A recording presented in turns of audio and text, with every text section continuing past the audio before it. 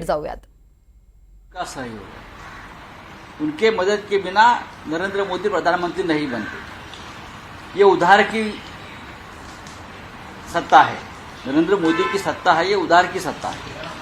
जब तक नीतीश कुमार और चंद्रा बाबू की मेहरबानी रहेगी तब तक ये सत्ता पे बैठेगी. ये खुद की सत्ता नहीं बनाएगी. सर, देश में पहली बार हुआ है कि कोई भी मुस्लिम मंत्री नहीं बना है ये कैबिनेट में. ये तो पहले भी चुनाव में या चुनाव प्रचार में मोदी जी ने उनका रुख स्पष्ट किया था. वही देश में हिंदू मुसलमान करना चाहता है.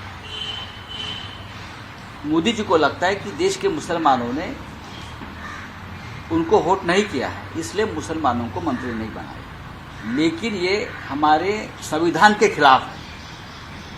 जो हम बोलते हैं ना कि संविधान के खिलाफ ये सरकार काम करेगी, जात धर्म के आधार पर काम करेगी. प्रधानमंत्री सभी जात धर्म का होता है, किसी एक जाति धर्म का नहीं होता. अब हम सवाल करेंगे नीतीश कुमार जी और चंद्रा बाबू से कि आपको ये मंजूर है.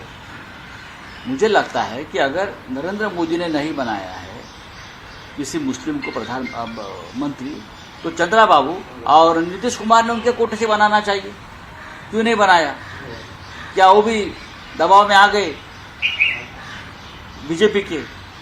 हम उनसे सवाल करेंगे. सर, जयराम रमेश ने ट्वीट किया कि महाराष्ट्र के साथ पक्षपात हुआ है. जिस तरह की सीट मिलनी चाहिए थी, जिस तरह के उनको प्रॉफिट होनी चाहिए थी, वो नहीं हुए. जीतन राम मांझी को भी एक सीट मिली लेकिन उनको कैबिनेट पद दिया गया. यहाँ पे प्रफुल्ल पटेल बात कर रहे थे, उनको कुछ नहीं मिला. एकनाथ शिंदे के पास भी कोई बड़ा मंत्रालय, उस पर क्या कहेंगे आप? बात ऐसी है भाई, नीतीश कुमार और चंद्रा बाबू को क्या मिला है? नीतीश कुमार और चंद्रा बाबू को और चिराग पासवान को क्या मिला है? और मांझी को भी ऐसा कौन सा बड़ा मंत्रालय मिला है?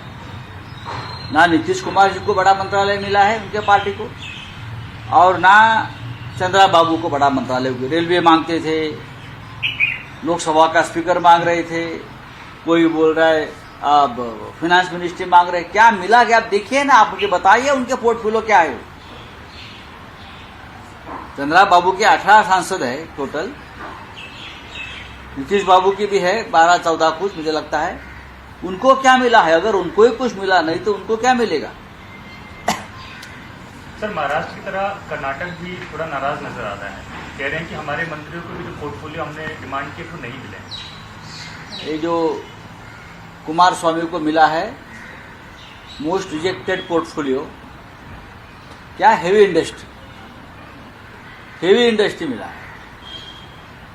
किसी को कुछ नहीं मिला है. बीजेपी ने आपस में बांट लिया है. सब बीजेपी के लोगों ने सब मंत्रालय आपस में बांट लिए हैं.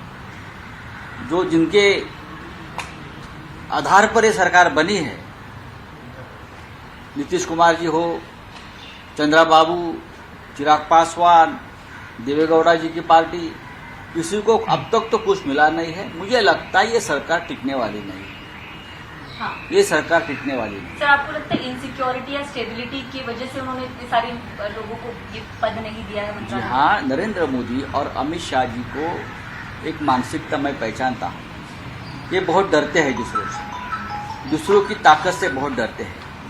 ये दोनों की ताकत ये है, नरेंद्र मोदी, अमित शाह, देवेंद्र फडणवीस, उनके जैसे लोगों की ताकत है. सरकार सत्ता की जो एजेंसी होती है, ED, CBI, police, income tax, यह अगर निकाल दो, ये उनकी आत्मा है, ये उनकी रियल आत्मा है. यह आत्मा अगर उनसे शरीर से निकाल दो तो ये कुछ नहीं.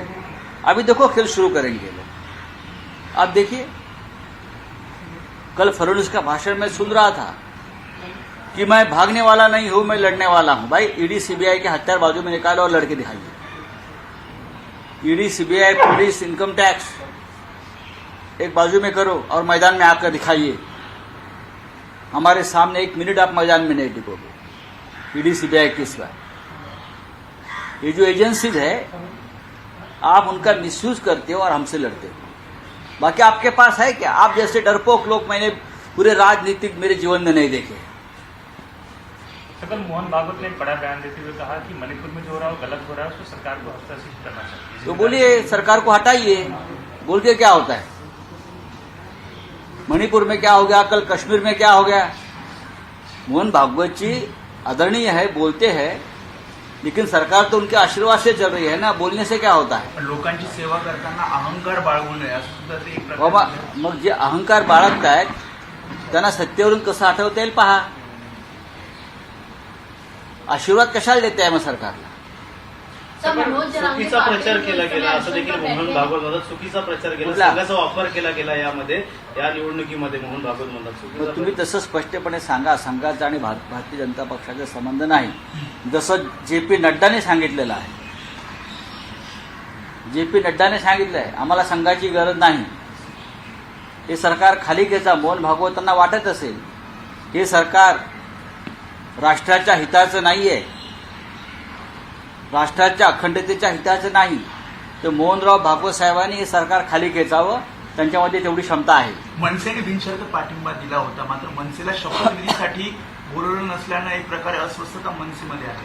बघा, अस्वस्थता असायला सुद्धा पक्ष जागेवर असावा लागतो ना. अस्वस्थता कोणामध्ये असेल. अजित पवार, एकनाथ शिंदे, राज ठाकरे यांचे पक्ष आहेत. या पक्षाला जानच नाहीये, ओढून ताणून बनवलेले पक्ष आहेत. त्यांच्यामध्ये कसली अस्वस्थता असणार. हे सगळे सुपाऱ्या घेऊन निर्माण झालेले पक्ष आहेत. तिन्ही पक्ष एका भयातून निर्माण झालेले पक्ष आहेत. आणि त्यांना जे काम दिलेलं आहे की शिवसेना आणि शरद पवार साहेबांचे राष्ट्रवादी काँग्रेस यांच्यावरती हल्ले करा, त्यांना कमजोर करा, या त्यांना तिघांना दिलेल्या सुपाऱ्या आहेत. आणि त्या सुपाऱ्या त्यांनी यासाठी स्वीकारल्यात, नाहीतर आम्ही तुम्हाला तुरुंगात पाठवू, ईडी सीबीआयचा वापर करू. त्यातून निर्माण झालेल्या पक्षांनी अस्वस्थ कशा करता व्हायचं. तुम्हाला दिलेली ड्युटी जी आहे ती तुम्ही पूर्ण करा, पार करा. सर, उद्धव ठाकरे मुख्यमंत्री असताना निधी भेटत नाही याचा आरोप करत शिंदेकडे गेलेल्या आमदारांची आता देखील तीच गत आहे. आता देखील ते तेच बोलत आहे की मला असं वाटत नाही त्यांना निधी मिळत नाही. 50-50 खोके जे टेबला खालून घेतले हा कुठला निधी आहे म्हणावं. 50-50 खोके एकदम ओके, हा टेबला खालचा निधी आहे. त्यांना कायदेशीर निधी नको आहे, त्यांना बेकायदेशीर निधी टेबला खालून हवा. चला, थँक्यू. चंद्रकांत पाटील म्हणतात की याचा थँक्यू. तर मोदींकडे उधारीची सत्ता आहे असं वक्तव्य संजय राऊतांनी केलं आहे. नितीश कुमार, चंद्राबाबू हे सरकारमध्ये अतृप्त आत्मा आहेत असं देखील विधान यावेळी खासदार संजय राऊतांनी केलेलं आहे. तर यावेळी सरकारवर बोलत असताना संजय राऊतांनी हल्लाबोल केलेला आहे. कोणीही मुस्लिम मंत्री नाही. मोदींना वाटतं मुसलमानांनी मतदान केलं नाही, यावर देखील वक्तव्य संजय राऊतांनी केलेलं आहे.